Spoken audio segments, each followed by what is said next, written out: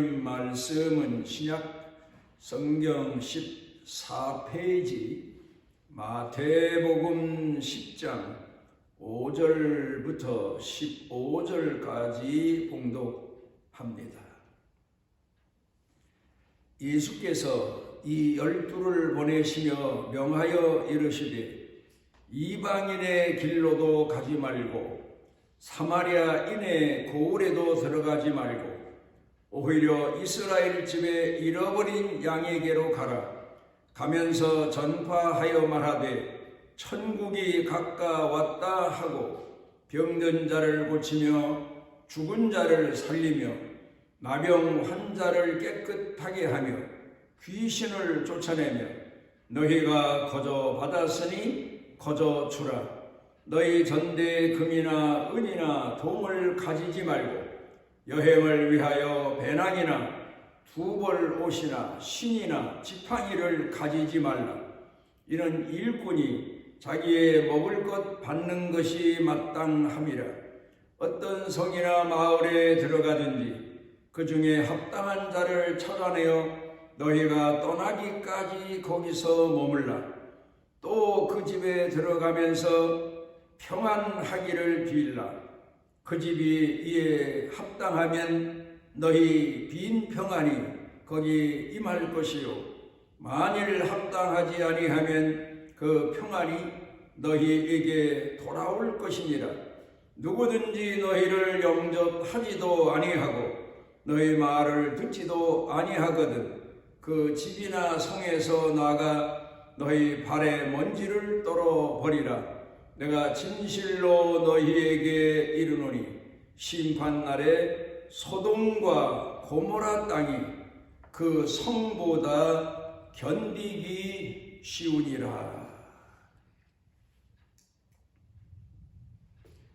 예전에 교회 목사님들이 말씀을 전하실 때에 예를 드셨던 이야기입니다. 옛날에 한 부자 집에서 주인이 머슴을 두고 살았는데 해가 질 무렵에 머슴을 불러놓고 내일 아침에 윗동네를 다녀와라. 그랬더니 네 알았습니다. 대답을 합니다. 그 이튿날 아침이 돼서 주인이 심부름을 이웃 동네에 시키려고 머슴을 찾으니까 그 머슴이 안 보이는 겁니다. 이 사람이 어딜 갔나? 여기저기 찾아봐도 도무지 보이지를 않습니다. 그러다가 한나절쯤 돼서 그 모습이 나타난 겁니다. 아니 어딜 갔다 왔나 했더니 어제 해질 무렵에 날 보고 내일 윗동네 갔다 오라고 하셔서 아침 일찍 윗동네 갔다가 지금 오는 길입니다. 우리가 예수를 믿어도 오라면 오고 가라면 가고 의미도 모르고 뜻도 모르고 그렇게 신앙생활할 때가 참 많습니다. 예수 믿어라 하니까 믿는다는 것이 주일 되면 교회 오고 시간 되면 교회 오고 끝나면 가고 그 생활이 바로 예수 믿는 생활의 전부인 것처럼 그렇게 착각하고 사는 성도들이 많아서 거기 빗대서 아마도 비유를 들어서 많이 이야기한 것 같습니다. 그러니까 하나님을 공경하고 신앙생활을 할 때에 뜻도 모르고 목적도 모르고 의미도 모르고 그리고 신앙생활하는 그런 성도들이 너무 많다. 그런 얘기. 하늘이 우신다. 긴 문장이지만 짤막하게 제가 메모를 했습니다. 오늘은 하늘이 눈물을 글썽이신다. 어떤 날은 하늘이 소리내어 우신다. 때로는 하늘이 체념하신 날도 있다. 같이 울어드리면 위로를 받으실까? 가슴 찢어 통곡하면 마음이 풀리실까 하는 내용입니다. 여러분은 하나님을 공경해 오면서 오늘까지 하나님을 어디까지 어떤 하나님으로 알고 신앙생활을 하십니까? 보통 사람들은 하나님은 하늘에 계시면서 천사를 거느리시고 세상을 통치하시고 세상을 짓기도 하시고 세상을 폐하기도 하시고 그런 권위적 하나님, 위험적인 하나님, 능치 못할 일이 없으신 하나님, 그런 하나님으로만 우리가 알고 섬겨왔다면 하나님을 몰라도 너무 모르고 하나님을 공경한 신앙이 되고 마는 겁니다. 우리 한국교회 성장사를 돌아가 보게 되면 몇 가지 예를 들어봅니다. 옛날에 부흥회가 뭔지 몰라도 부흥회 가면 찬송 열심히 부르고 교인들이 하나님의 은혜를 구하고 어떤 사람은 금식도 하고 몸부림도 치고 그리고는 은혜 받았다고 좋아서 기뻐 뛰고 춤추고 그런데 한 사람이 자기는 아무리 그 부흥에 참석해서 하나님 앞에 기도해도 찬송해도 몸부림을 쳐도 은혜라는 게 뭔지도 모르지만 은혜를 받지 못하는 겁니다. 그러니까 이분이 하나님께 기도하기를 하나님 저한테 은혜가 뭔지는 모르지만 은혜를 주시면 하나님 방에 가서 제가 이 다음에 천국 가서 요강 심부름도 하고 또 변소 청소는 제가 다 맡아서 하겠습니다. 그런 우스갯소리가 없잖아 있습니다. 그러니까 하나님을 믿는 것이 좋은 일이고 복받는 길이라고 하는 것은 알지만 하나님을 어떻게 어떤 분으로 알고 섬겨야 되는지를 모르던 시대의 한 이야기입니다. 그런가 하면 또 많이 예를 들었던 이야기 중에 선교사님들이 옛날에 차를 몰고 시골길을 갑니다. 그러다가 길가에 보면 무거운 짐을 이고 가는 아낙네를 만납니다. 그러면 그 아낙네에게 내 차에 타고 나가는 데까지 같이 갑시다 하고 태워서 차를 몰고 가다 보니까 이 아낙네가 짐을 머리에 이고 앉아있는 겁니다. 그래서 왜 머리에 짐을 이고 있습니까? 했더니 아니 내가 타고 가는 것도 미안한데 어떻게 이 짐까지 맡깁니까? 그런 우스갯소리도 없잖아 있습니다. 이것도 옛날에 설교하는 분들이 많이 예를 든 예화 중에 하나입니다. 그러니까 한국교회 성도들이 예수를 믿어도 하나님을 제대로 알고 믿는 게 아니라 자기 나름대로 편파적인 신앙을 가지고 하나님을 공경하고 있었다는 그런 이야기입니다. 우리 한국교회가 지금까지 지켜온 신앙을 분리해 보게 되면 제 나름대로 세 가지입니다. 하나는 유교적 신앙으로 선비적 신앙생활을 한 겁니다. 그러니까 예수를 믿는다는 게 선악간의 그런 분별 가지고 하나님을 공경하는 신앙으로 한 겁니다. 그 다음에 또 하나는 기복신앙입니다. 너무 가난하고 병들고 고통스럽게 사니까 예수 믿으면 잘 살고 건강해진다는 기복신앙생활을 해왔습니다. 또 그런가 하면은 하나님을 공경하되 예수님을 믿되 내 위로자로 내 동행자로 나를 사랑하시는 나만 위해주는 두둔해주는 그런 분으로 알고 지금까지 신앙생활을 해왔습니다. 이스라엘 사람들이 하나님을 공경한 신앙생활 모습을 돌아보게 되면 메시아의 신앙입니다. 그런데 온전한 메시아를 메시아로 알고 섬긴 신앙이 아니라 율법의 하나님, 엄하신 하나님, 잘하면 상 주고 못하면 벌 주는 그런 하나님으로 믿어왔던 겁니다. 그러니까 예수님께서 이 땅에 오셨을 때 그런 믿음을 가지고 예수님을 만나고 예수님을 찾고 예수님을 따르고 그런 사람들이 참으로 많았습니다. 예수님이 이 땅에 오셨을 때 로마의 속국이 돼서 압박을 받고 고통을 겪는 그때 예수님이 오셨는데 이스라엘 사람들은 로마에서 이스라엘을 해방시키고 옛날 다윗처럼 하나님께서 세상을 통치할 만한 그런 이스라엘의 회복을 주시기 위해서 메시아가 이 땅에 오신 줄로 생각을 했던 겁니다. 그런데 예수님께서 느닷없이 복음을 전하기 시작하신 지 얼마 안 돼서 십자가 이야기를 자꾸 하십니다. 그때에 예수님을 따르던 사람들이 두 모습으로 나타납니다. 하나는 낙심이 되는 겁니다. 아니 우리는 그렇게 고대하던 메시아가 오셔서 이제는 우리가 로마에서 해방되고 세상을 통치하는 나라가 되고 백성이 돼서 잘 살게 될 줄 알고 예수님을 따랐는데 웬 십자가에서 죽으심을 이야기하시나 해서 반발도 해보고 반박도 해보고 그리고 그러다가 낙심도 합니다. 그런가 하면 또 하나는 배반입니다.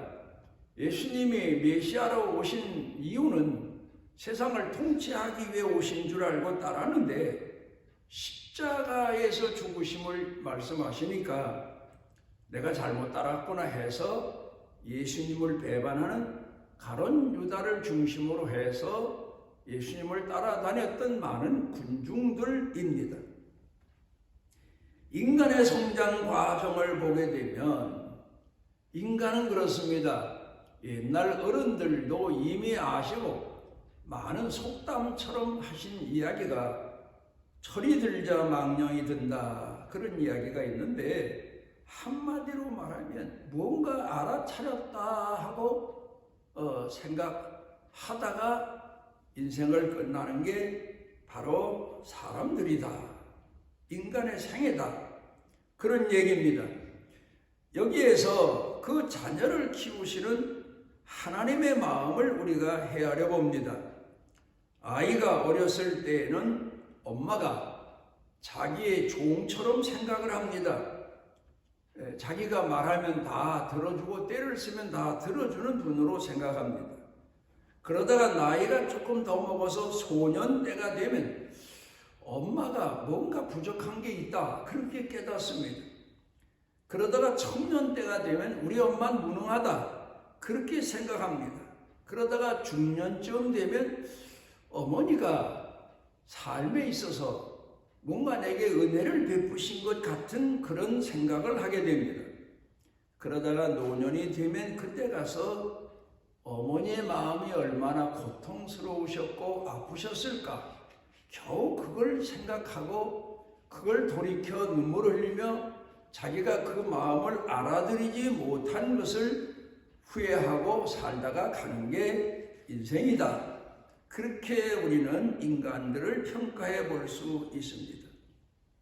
하나님께서 에덴 동산에서 아담과 하와를 내보내신 것은 죄값 때문이라고 생각하기보다는 하나님이 풍부하고 넘치는 가운데서 자녀를 양육하시고 교육을 시켜보시려고 했는데 거기서 하나님을 배반하니까 방법을 달리하셨다. 교육의 방법을 달리하셨다. 제가 얼마 전에 말씀드린 내용입니다. 그거는 평안한 중에 하나님의 은혜와 사랑을 헤아리지 못하고 서로 간의 사랑도 깊어지지 못하니 고난을 겪으면서 아픔을 겪으면서 사랑을 알고 하나님을 알고 또 서로를 아는 그런 사랑의 연단과 교육을 위해서 에덴에서 내보내셨다.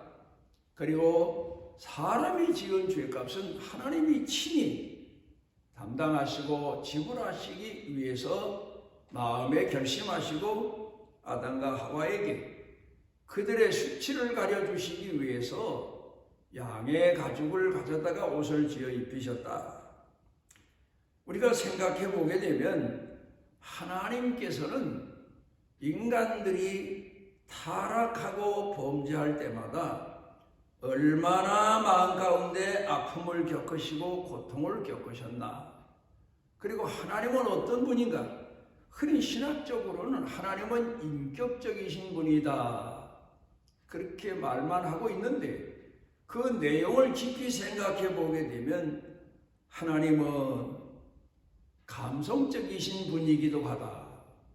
아픔도 겪으시고 갈등도 하시고 또 하나님은 고통도 겪으시고 때로는 스스로 인내하시기도 하시고 슬퍼하시기도 하시고 탄식하시기도 하시는 그런 분이 하나님이신 것을 우리가 생각해 볼 수 있고, 아브라함이 하나님께서 아들 이삭을 모리아산에 가서 제물로 바치라고 하실 때 그 아들 데리고 모리아산 올라가며 아마도 생각해 돌이켜보게 되면 이 죄인들을 향하신, 죄인들의 죄를 보시고 불신을 보시고 하나님의 마음은 얼마나 아프실까.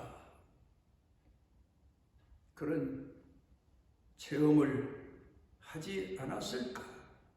그러다가 모리아산에 올라가서 자기 아들 대신 다른 양을 잡아서 제물로 드릴 때에 비로소 하나님께서 아담과 하와에게 수치를 가려주시기 위하여 양을 제물로 삼으시고 그 가죽을 벗겨서 옷으로 지어 입히신 하나님 스스로가 죗값을 지불하시기로 작정하신 그 표식이 바로 양을 제물로 우리가 지금까지 바쳐온 그런 제사에 담겨 있다는 것을 아마 깨닫게 되었을 겁니다.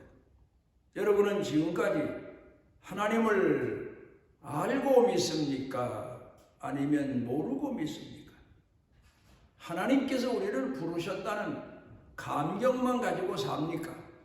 우리 삶으로 하나님의 사랑을, 하나님의 은혜를, 하나님의 복음을, 예수님의 은총을 전하라고 보내신 그 기쁘신 뜻을 알고 갑니까? 모르고 갑니까? 오늘 성경 본문의 제목을 알고 가는 자라고 했는데 그 중에는 모르고 가는 자도 있습니다. 제목이 길어서 알고 가는 자라고만 표시를 했지만 모르고 가는 사람이 너무 많고 더 많다는 말입니다. 제자를 부르시고 파송하시는데 두 종류의 제자가 있었을 겁니다. 하나님을 알고 하나님께서 어떤 분인가를 알고 예수님이 이 땅에 어린 양으로 제물로 오신 분이라고 하는 사실을 사람들에게 전하러 나간 제자는 그렇게 많지 않았을 겁니다. 본문에서 예수님이 제자를 파송하실 때 말입니다. 물론 나중에는 예수님 부활승천하신 다음에 제자들이 나가서 복음을 성령 받고 전할 때에는 어린 양으로 오신 메시아 예수님을 전하는 그런 하나님을 알고 하나님을 바로 전하는 그런 전도자들이 됐겠습니다마는 예수님께서 오늘 본문에서 파송하실 때만 해도 제자들은 유대인들이 지금까지 가지고 있는 메시아로 오신 예수님에 대해서만 아마 증거했을지도 모릅니다. 어떻든 그래도 메시아로 오신 예수님을 전해서 그 메시아로 오신 예수님, 이스라엘을 구원하러 오신 예수님, 그 예수님인 줄 알고 예수님에게 나온 것도 대단한 일입니다.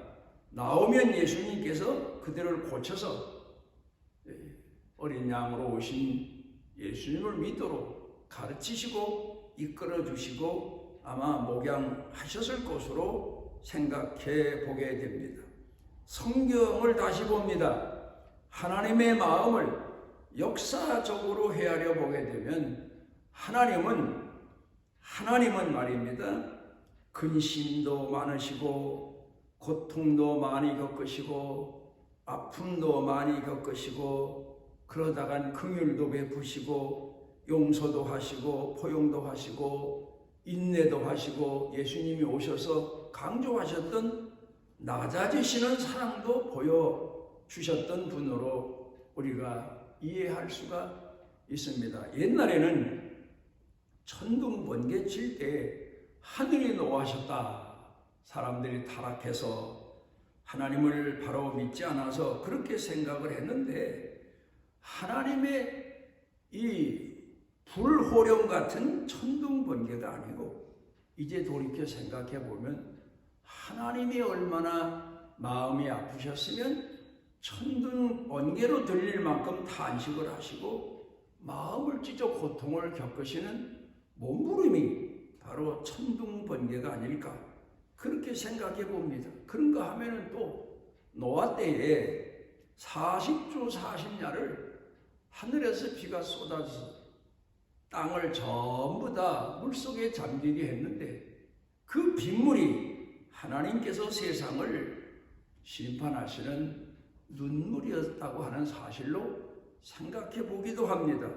자식 키운 부모가 자식 키우면서 자식들이 보는 앞에서는 눈물을 그렇게 많이 흘리지 않지만 보지 않는 곳에서 숨어서 흘리는 눈물이 얼마나 많습니까? 그러니까 이 못된 인간들을 양육하시고 못된 인간들을 이끌어주시는 하나님의 눈물이 이 땅을 다 덮을 만큼 많으셨다. 그렇게 생각해 볼 수도 있습니다. 그런가 하면은 또 더 거슬러 올라가 보게 되면 형 가인이 동생 아벨을 시기해서 돌로 쳐 죽입니다. 그리고 나서는 한참을 지난 다음에서야 하나님이 아벨 대신 셋을 주셨는데 그 기간을 가만히 생각해 보면 얼마나 마음이 아프셨으면 하나님이 인간들에게 쏟으시던 정을 잠시 거두시고 고민하시고 탄식하시다가 스스로 돌이켜서 인간들에게 또다시 긍휼을 베푸시기로 작정을 하신 게 아닌가 그렇게 생각도 해볼 수 있습니다. 사랑의 하나님을 이해하고 나면 말입니다. 그런가 하면 소돔과 고모라 성에 내린 유황불은 하나님 가슴에 있던 하나님 마음을 아프게 하셨던 고통의 표현이 아닐까. 그렇게 마음 아파시고 불같은 그런 고통을 겪는 부모 심정처럼 하나님이 소돔 고모라 성을 멸하실 때 그런 타락한 인간들을 보시며 불같은 아픔을 유황불이 가슴에 가득한 것처럼 그런 고난과 역경을 품고 그리고 계시다가 소돔 고모라 성에 그 아픔을 쏟아내신 게 아닌가 이렇게 생각도 해볼 수가 있습니다. 이제 우리가 성경 본문 말씀을 다시 돌이켜 생각을 해 봅니다. 하나님은 어떤 분입니까? 어떤 분으로 알고 하나님으로부터 보내지는 사명자로 세상에 나가서 삽니까? 우리는 지금까지 하나님은 유대인들이 알고 있었던 것처럼 병이나 고쳐주시고 우리 가난을 해결해 주시고 그리고 세상에서 낮은 자에서 높은 자로 높여주시고 잘 믿는 사람에게 복 주시는 그런 하나님으로 착각하고 오늘까지 신앙생활을 해왔다면 얼마나 우리가 하나님을 모르는 신앙인으로 살았나를 생각해 보아야 될 겁니다.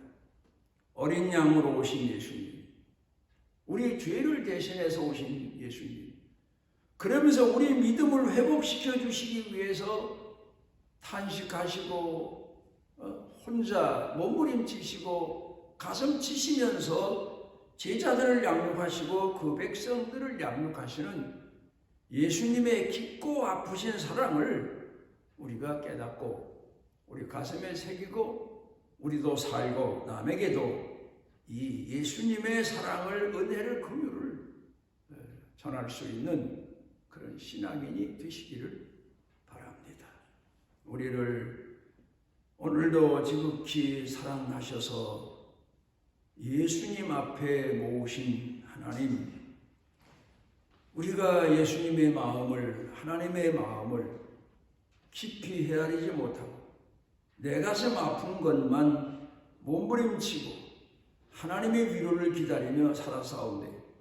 이제는 우리가 하나님의 기쁘신 뜻을, 아픔을 알아들이고 십자가의 고통을 알아들이고 그리고 응답하며 살아가며 또 그 사랑을 우리 만나는 사람들에게 보이고 전하는 신앙인으로 살게 하여 주옵소서.